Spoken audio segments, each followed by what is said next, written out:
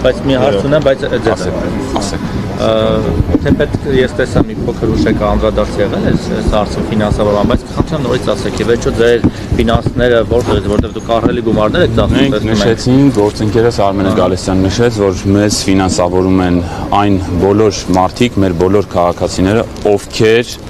դեմ են եւ ովքեր համերաշխ չեն Հայաստանի Հանրապետությունում բազմաթիվ հազարավոր մարդիկ միլիոնավոր դոլարների այո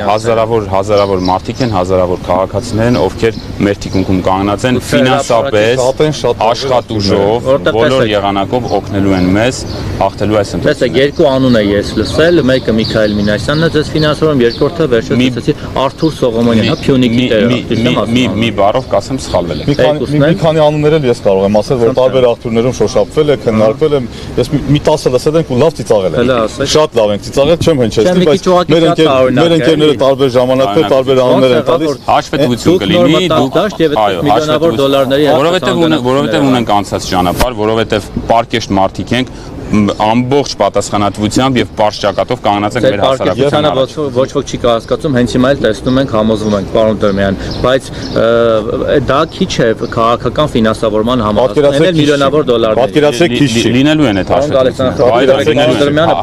հաշվետվությունները լինելու են, հաշվետվությունները կլինեն, հաշվետվությունները որ լինեն մենք անվանական կտեսնենք ովքեր են ամեն ինչ կտեսնենք։ Օրինակ հիմա ԿՊ-ն հանգան բան է դրամահավաք կազմակերպում իհարկե սկսելու են։ Բա միջև է։ Նոր եք սկսելու բա միջև է։ Չէ,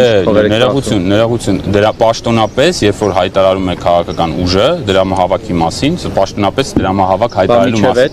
Միջև է նվիրատվությունների միջոցով կողմից։ Ասեցի, այն բոլոր Մինասյանը կապ չունի։ Ոչ։ Արթուր Սողոմոնյանն է։ Ոչ, ձեր նշած անձը կապ չունի մեր